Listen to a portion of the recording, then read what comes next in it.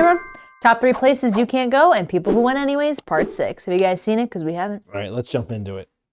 If you want to hear about one of the most ridiculously dangerous jobs in the entire world, stick around for today's top Sure story. do. But before we get into Ridiculously today's dangerous? stories, if you're a fan of the strange, dark, and mysterious delivered in story format, then you've come to the right channel because that's all we do, and we upload 3, 4, even 5 times every week. So if that's of interest to you, invite the like button to go on a bike ride with you, and then jab a stick into their front spokes while they're moving.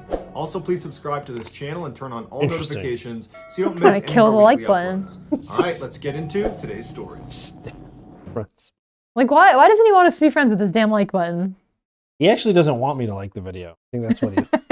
Yeah. He doesn't actually. Because he talks about some fucked up shit. Off the coast of mainland Southeast Asia Which in is the Komodo Indian dragon. and Pacific Oceans lies see. Indonesia, which is the world's largest archipelago. It's made up of 17,508 individual islands that, if you were measuring from the westernmost point on the westernmost island to the easternmost point on the easternmost island, it would be 5,000 kilometers right across the equator. So it spans 1/8 of the world's circumference. Many of these islands are tiny, uninhabited, and unremarkable. At first glance, you might think that about one particular island that's located 2,500 kilometers north of Australia.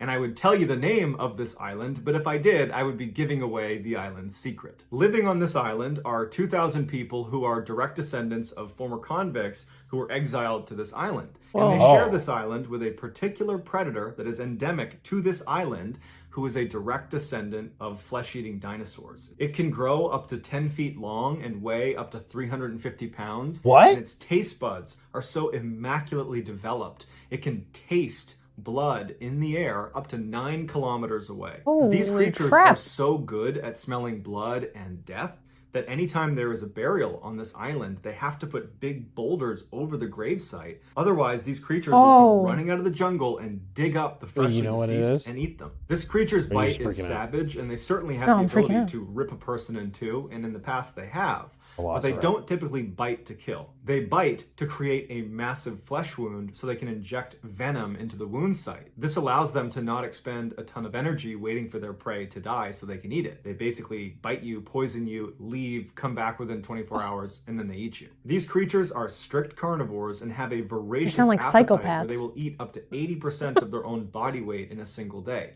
They've been known to bite goats and eat them whole by opening up their mouth and ramming the body of the goat into a tree What? and force it down their throats. But when goats and sheep and buffalo are not Can you say that again? It's Sir? just like dislocate its jaw. Oh, go. Yeah, what the fuck? Thing is- Oh my god. Wow. Okay. enough to feed their appetite, they start eating each other. In fact, cannibalism is so common that their young will hide in the trees for the first 4 years of their life, hiding from their own What? parents. Because if they're spotted by an adult, they'll be eaten. On top of all this, they can climb, run, and swim faster than a human can. These apex predators are called Komodo dragons. They Boom. live Whoa. on this one island in Indonesia called Komodo Island. In 2009, a 31-year-old Those things are fisherman horrifying. named Mohammed I didn't know they could get Anwar, that big. who had grown up on Komodo Island and was living there at the time, decided he wanted some fruit. He normally would just eat the apples that were right outside of his house, but he had always been tantalized by the sugar apple trees that were inside of the fenced-off section of Komodo Island, the so-called forbidden section. This section was, of course, teeming with Komodo dragons, and so as a result, the locals basically fenced it off and said, we don't go over there, they don't come over here. But Mohammed had always wanted those sugar apples. He'd grown up here. Too bad, He bro. never got to have one. And so this day, for whatever reason, he decided, today's the day I'm going to get one. And so he goes over to the fence and he's looking out. There's Literally some like- fairly tall grass, so It's literally like Adam and Eve. It's like, don't the apple. Yeah, This right. dude was like, but I want the apple. Give me the sweets. And instead of a snake, it's a fucking dragon. Jesus. he can't see what's on the immediate other side of this fence, but it's pretty open, and he can see the trees. They're a little bit off in the distance. And so after looking around and feeling like the coast was clear, he hopped the fence and he ran out to the sugar apple tree. Mohammed's neighbor, Teresa Tawa, was outside and happened to look over at Mohammed right as he hopped the fence into the forbidden section. And so she ran over to the fence and yelled to him to come back, but he didn't hear her. And so she's standing at the fence looking out, scanning herself to see if there's any Komodo dragons out there, and she didn't see any. And so she turns her attention to Mohammed, and she's watching him, hoping that he just gets the apples and comes back without incident. And as she's watching, she sees he's reaching out and extending his arm just far enough. He wants to get one more apple, and he loses his footing and he falls to the ground. From her perspective, she couldn't see Mohammed on the ground because the tall grass obscured him. So she didn't know if he's laying there unconscious or if he's just rolling around and he's in pain and he's about to stand up. And so she's just looking anxiously, hoping he stands up soon. And then she hears the sound of two Komodo dragons running through the tall grass. She can see the grass moving as these two massive creatures are running and grunting at full speed towards Mohammed. Mohammed, when he fell, he had cut himself, and they smelled his blood, and they charged over, and Teresa could only scream and yell the for scene help from as Jurassic these two Park. Komodo dragons ate Mohammed. The authorities were able to get out there pretty quickly, and they were able to get the Komodo dragons off before they actually consumed him, but he was already dead. Today, you can actually go to Komodo Island as a tourist, but it costs you $1,000 to get a membership fee, and then once you get there, you're only allowed to be in a couple different sections that are totally regulated, and you're really not anywhere near the Komodo dragons because it really is extremely dangerous. That's crazy. It's Jurassic Park. On the evening of June 20th, 1965, 4 high school friends set off for a remote desert location about 90 miles northwest of Las Vegas, Nevada, that was within the very famous Death Valley. They arrived at their destination, which, if you didn't know any better, would just look like the middle of nowhere in the desert. But to them, they knew exactly where they were. And so they parked their car, they got out, and they began unloading very heavy underwater diving equipment and began walking it up a nearby hill. The group was made up of 19-year-old Paul Giancontieri, his brother-in-law, 20-year-old David Rose, 19-year-old Bill Alter, and his younger brother Jack, who was 16 years old. As these 4 boys walked their diving equipment up this hill, they were hit with sign after sign after sign that was telling them, do not go any farther, turn around. They made it to the top of the hill, and they were met with a huge fence, which once again said, do not go any farther. Without any hesitation, they went right under the fence and began walking down the other side, which was a very steep 30-foot rocky slope that led down to this very narrow strip of water that was the entrance to a very famous underwater cave called the Devil's Hole. Their plan was to dive all the way down to the bottom of the cave, which was at 325 feet. So they get down to the bottom of the hill and they begin putting on their scuba gear, and Jack, the youngest, he's like, you know what, guys, I'm having second thoughts. I don't want to do this anymore. The youngest, wow. Yourself. And so Jack volunteers himself to sit on the outside and be their lookout. The other 3, Paul, David, and Bill, they're totally still doing this dive. And so they put on the rest of their equipment, they hop in the very warm water. It stays at about 92 degrees Fahrenheit year-round inside of Devil's Hole. They check their flashlights a couple of times, and when they're ready, they signal to each other, and they begin their descent down into the dark abyss that is the Devil's Hole. So for the next couple of hours, Jack just sat on the surface waiting for his brother and his 2 friends to return. And just after midnight, David and Bill did return, but Paul didn't. And so when David and Bill got to the surface, they asked Jack, hey, have you seen Paul? Because we got separated on the way up, and we figured he was already up here. And Jack said, no, it's just you two. I haven't seen Paul. And so David and Bill look at each other, and they know they have a problem. And they're like, we got to go back down. And so they put the regulators back in and they turn and start swimming down. Bill would say when they went back down to look for Paul, Dave was leading, and Dave was going really fast to the point where Bill couldn't keep up with him. And you got to remember, it's pitch black down there, and Bill's got his flashlight. That's the only way he can see Dave. And Dave was creating separation and getting farther and farther away. Bill had no way to stop him, and at some point he lost him. Dave was just gone. And so Bill, not wanting to turn this into an even bigger problem, stopped where he was and went back to the surface. And he and his brother Jack just sit there anxiously waiting for Dave and Paul to return, but they don't. And so at some point, Jack went and got authorities. When the police got the report about the 2 missing divers inside of Devil's Hole, I'm sure on some level they were like, that's why the signs are there. Yeah, literally. But they put that aside, and instead they contacted a guy named Jim Hoots, who was a professional diver who regularly dove inside of Devil's Hole, so he's very familiar with it. And they got him on scene within a couple hours to go looking for these guys. And originally, the hope was... Yeah, what was that about? What the fuck was that? Why did he come up out of nowhere? What the... I gotta go back and look at that. What? Wait, doesn't he do Easter eggs in his videos? Maybe that's an Easter egg. Inside of Devil's Hole. I've never seen it before.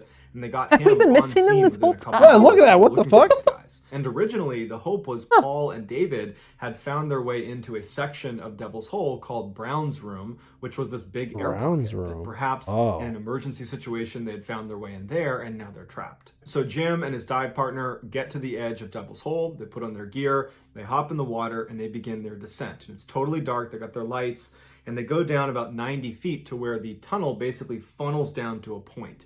And through this point, you have to wriggle through and push through. Once you get through that, you enter into again this with the massive pushing and chasm wriggling. that if you shine your light in any direction, the walls are so far away that initially it looks like you're shining a light into infinity. It's this massive, massive space. But for them to get to Brown's room, the first place they're going to look for these guys, they needed to push through that little funnel and then immediately turn left and track the ceiling until they find a tunnel that goes back up again. And that is the tunnel that's very claustrophobia inducing. It's very tight.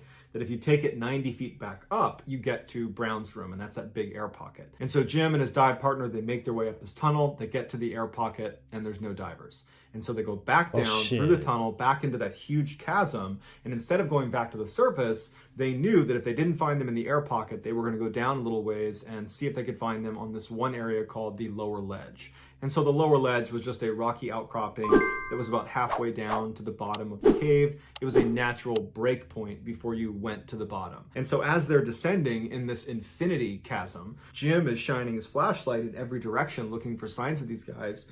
And at some point, his light picks up a reflection on the lower ledge. And so they get down to the lower ledge, and that reflection was from a dive mask, the glass of the dive mask. It was sitting right on the lower ledge, and then next to it was a single dive fin. So Jim and his dive partner, they pick these items up, they go back up to the surface, and Where'd they their bodies confirm go? with Jack and Bill Alter that yes, that mask and that fin belonged to Dave and Paul. And then afterwards they say to the search party, look, we were in Brown's room and they weren't in there. And so there's nowhere else they could be alive. And by now they've run out of air. And so that mixed with the fact that we're finding their equipment strewn about the chasm, it's safe to say they're more than likely deceased. Jim and his dive partner said, look, we'd like to go back in and go all the way to the bottom. We stopped at the lower ledge, so we don't know what's down there. We anticipate we'll be able to find their bodies and we can at least confirm they're down there and then shift to a body retrieval mission. So Jim and his dive partner get back in the water. They go down the 90 feet to that little section you have to wriggle through to get into the chasm.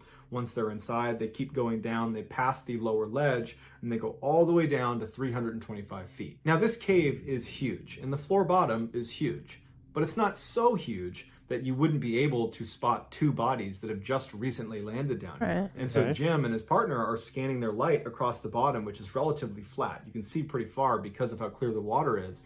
And they're not seeing anything on the bottom. They're Where'd they all go? over Yeah, the place. what? There's no bodies, there's no equipment, there's nothing. And they're thinking, how are we missing this? How are we not able to see this? And it was at this point that Jim noticed a little hole in the bottom of the cave floor, barely big enough for a full-size person with tanks to fit through, that he hadn't seen before. And so they make their way over to it, and Jim says right when he was on the edge, he felt a fairly strong current being pulled past his legs down into this hole. It was almost like this was a drain on a bathtub and someone had pulled the plug and now all the water is draining into this little hole. And so Jim and his dive buddy kind of push themselves back to make sure they don't get sucked in. And Jim pulls out a weighted piece of string that goes out to 932 feet. And he would use this if there was ever a tunnel that he wanted to go down and he wanted to size up how deep it was. He would extend the line and he would let it fall until it hit something and then he would stop it. And on the line were marks of how deep it was. And so he let this line go inside of this hole and it went all the way down to 932 feet without touching any surface. Meaning it's at least 932 feet deep from that point down. So Jim just pulls his line back up and he looks at his dive partner and he's like, yeah, no, we're not going down there. Hell no. Not only were they not equipped to go that deep, they also both knew if we go in this hole, there's a good chance we won't be able to get back out again because the current is so strong. So Jim and his dive partner go back to the surface and they say, look, we couldn't find their bodies. But what we think happened is they developed nitrogen narcosis, where you're in this sort of drunken state. You don't really know what's going on around you. And that suction slowly pulled them into this hole and they weren't really aware of their surroundings and they didn't stop themselves before they got pulled in and then it was too late and they were pulled down into oblivion. To this day, they've never found their bodies and scientists still don't know how deep that hole is. But in 2012, there was an earthquake in Mexico, so 2,000 miles away from Devil's Hole, that caused a tsunami to come through Devil's Hole. I don't know how that actually works, but scientists say that's what happened. And so scientists believe that hole leads to an underground ocean that connects to other parts of the world as far away as 2,000 miles. That's Today, diving is still crazy. strictly forbidden inside of Devil's Hole, unless you're a scientist, and they stay far away from that hole at the bottom. Yo, there's just a hole in the bottom. There's a second ocean? In the ocean? No, I think it just goes to the ocean and it's like connected. So there are cracks in Like the currents? earth. Yeah, and then an earthquake happened, and all that pressure Oh my god. freaking shot through that hole, out the devil's hole. And the devil's hole had a poot. That's what happened. Damn. That's the tsunami. It was just like, That's crazy. That's why you stay away from underwater caves. yeah. Period. No, underwater caves. Pearly Beach is this beautiful little beach town in South Ness Africa. Monster? It's very popular amongst tourists. There's lots of snorkeling and whale watching and horseback riding on the beach. But behind this beautiful vacation town, down this bumpy access road going inland, you come to this unmarked settlement called Uluxulwane that is like the opposite of a vacation. Basically, everyone there is completely impoverished. Beyond some seasonal cleaning jobs and the occasional gardening job, there's virtually no work in that area. As a result of this crushing poverty, the men in this town have had to take on one of the most dangerous jobs in the world. It's called abalone poaching. Abalone are a very rare type of shellfish that are illegal to be captured and sold, but there's this booming illicit market for them, their primary customer being the Chinese, who view eating abalone as a status food. Abalone can only be harvested by hand, and one of the very few places you can find them is on Dyer Island, which is 3 kilometers off the coast of Pearly Beach. And so the men of Uluxulwane have become the primary labor force to go collect these shellfish for this illegal trade. On a really good night, these Uluxulwane poachers will come back and make the equivalent of a couple $100 US. And they'll use that money to support their entire family. Mom, dad, grandparents, kids, nieces, nephews, everybody. Because nobody else can work. This is like the one thing that generates money. So you're probably wondering, what makes this particular job one of the most dangerous in the world? Well, I can tell you it has nothing to do with the actual act of removing abalones. That's pretty straightforward. It's the creature that lurks below you the whole time you're in the water pulling abalones off the reef that at any moment might come up and strike. In the early morning hours of September 3rd, 2017, a group of Uluxulwane poachers met on Pearly Beach to make their way out to Dyer Island. Now, because they are so poor, they do not have the money to afford renting a boat to take them out to Dyer Island, and so they swim out to Dyer Island. It takes them about 3 hours to swim out there, and they stay there for 3 hours, going down on a breath hold over and over again, pulling abalones off the reef, and then they swim 3 hours back. And so this particular day, the poachers are pulling up their wetsuits, getting ready for this swim, and they're chatting nervously with each other, doing their best not to talk about the one thing they were all terrified of, which is what's swimming out in that water. One of the men on the beach was a 34-year-old named Zalela, who had taken a break from abalone poaching because of how dangerous it was, but he had just found out his wife was pregnant, and so he needed the extra cash, so he was going with them. South Africa is home to the largest population of great white sharks in the world. Specifically, there is a stretch of water between Dyer Island and the shores of Pearly Beach called Shark Alley that is the highest concentration of great white sharks in the world. So every time the Uluxulwane poachers swam out to Dyer Island, they had to swim over Shark Alley, and then once at the reef, removing the abalones, that's where all the sharks would hang out because they would eat the seals that were in the area. So there's sharks all around them there, and then they would swim back over Shark Alley. So all in, they would be spending 9 hours around some of the most ferocious apex predators. Oh my God, that's horrible. Zalela and the other poachers make it out past the breakers, and they head out to this stretch of kelp that covered the first third of their trip. Basically, they would stay in this big kelp field because they said the sharks didn't like to come in the kelp. But at some point, they reached the end of the last bit of kelp. And what was next was this open water swim up to Dyer Island. This would be the most dangerous part. And Zalela was the first person that was going to be entering the open water. And the way they did it is, in the open water, they would intentionally space themselves out by a couple of meters in case one of them got attacked. The others would have a chance to swim away and avoid being caught up in the feeding frenzy. So Zalela leaves the kelp field and begins swimming across the open water. And then after a little bit, the next poacher, he begins swimming, and they had this practice where they would constantly be looking around and counting all the people they were with. Because these shark attacks, when they happened, a lot of times they would get pulled under the water and you wouldn't hear it at first. And if there was a head missing, you stopped everybody else, and you made sure no one was being attacked by a shark. And so as this second swimmer is swimming along, he's counting and he's got a full head count.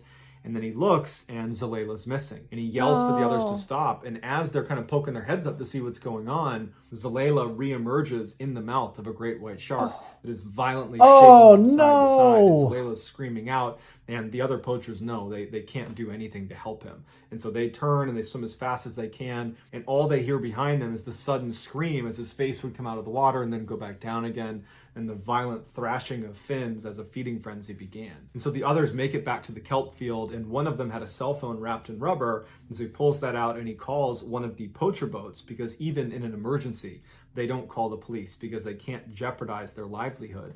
And so they call a poacher boat that comes over, scoops them up out of the water, and then the remains of Zaleila that came to the surface, they were able to pull those into the boat and bring them back for a funeral. According to police reports, in the last 2 decades, 5 Alexilwainee poachers have been killed by sharks.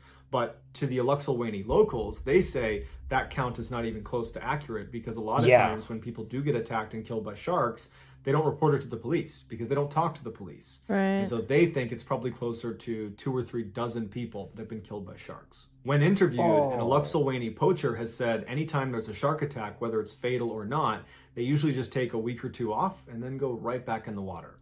Poverty has given them no other choice. So that's going to do it, guys. I hope you enjoyed the stories. If you... That's crazy. That's terrible. That's terrifying. That's like real world.